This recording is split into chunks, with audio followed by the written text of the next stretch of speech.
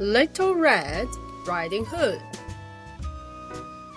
Once upon a time, in a small village, there lived a kind and lovely little girl. She always wore the red cloak that her grandmother had given her, so everyone called her Little Red Riding Hood. Little Red Riding Hood loved helping others and enjoyed walking in the forest, making friends with the birds and flowers. One day, her mother came into the kitchen, placed a basket of flashy baked cookies and a bottle of creamy milk inside, and said, "Dear Little Red Riding Hood, your grandmother is feeling a bit unwell. These cookies and milk will cheer her up. Will you take them to her?"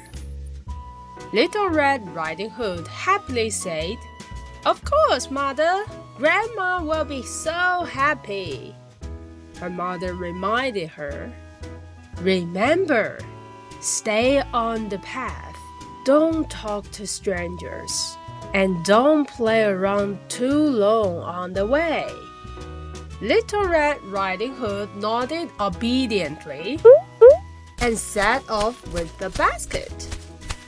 Along the way, sunlight flickered through the trees, birds sang in the branches, and butterflies fluttered among the flowers. Everything seemed so beautiful, and Little Red Riding Hood felt very happy. As she walked, a big gray wolf suddenly appeared from behind a tree.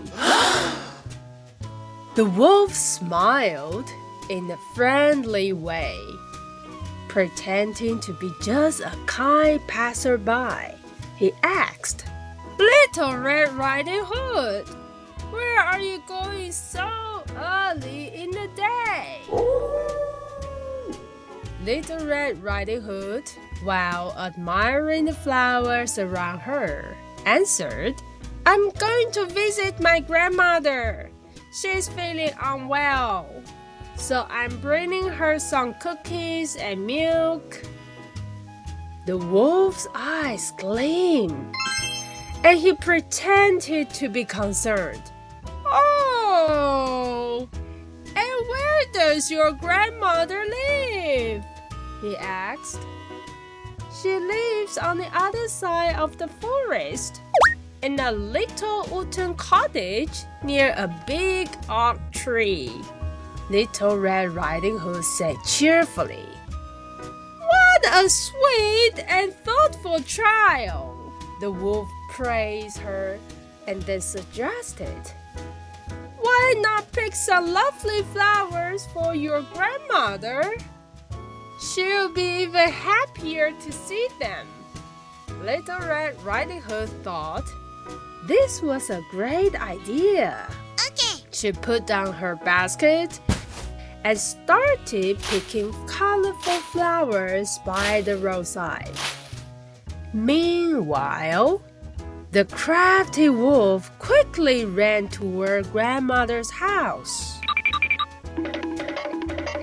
The wolf ran as fast as he could and soon reached the little cottage. He knocked on the door and mimicked Little Red Riding Hood's voice, saying, "Grandmother, it's me, Little Red Riding Hood. I've come to visit you." Grandmother, lying in the bed and feeling weak, replied, "The door is unlocked. Come in, my dear." The wolf pushed open the door and leaped toward grandmother, swallowing her whole. Then he put on her nightgown, tied her bonnet, and and climbed into bed. Pulling the blanket up to his chin to wait for Little Red Riding Hood. After picking flowers, Little Red Riding Hood continued on her way. Soon, she arrived at her grandmother's house. She knocked on the door and called out, "Grandmother, it's me, Little Red Riding Hood. I've come to visit you." A low voice came from inside. "Come in, dear. The door is unlocked." Little Red Riding Hood pushed open the door and stepped inside. She thought her grandmother looked a little strange today. She asked softly, "Grandmother, why is your voice so rough today?" "Oh, I caught a little cold, so my throat is sore," the wolf replied. "And grandmother, why are your ears so big?" "So I can hear you better, my child." "But grandmother, why are your eyes so big?"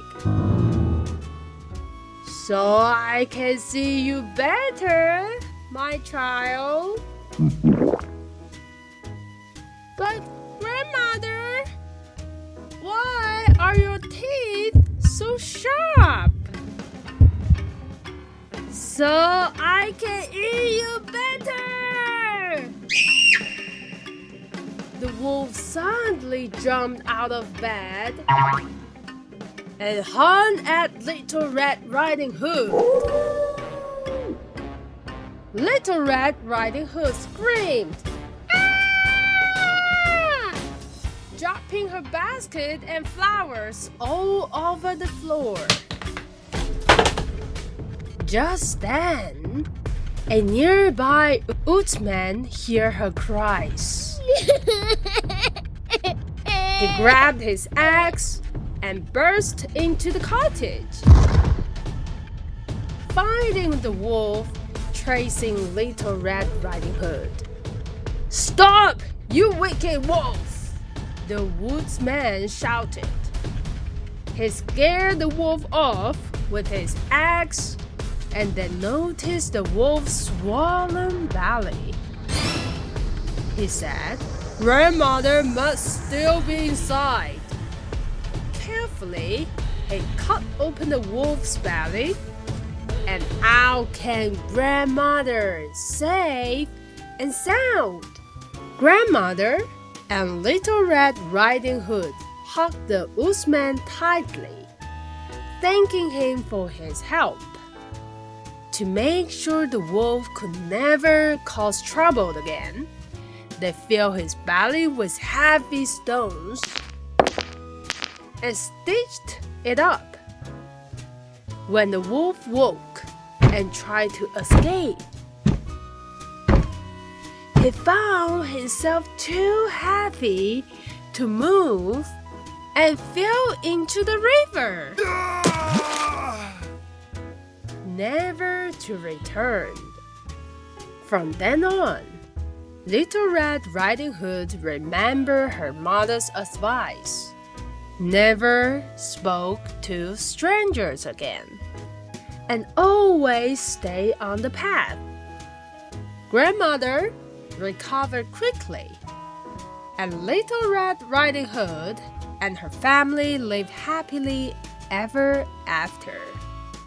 Now, little one, it's time to close your eyes and drift into a dream where the forest is full of sunshine, flowers, and Little Red Riding Hood. Sweet dreams and good night.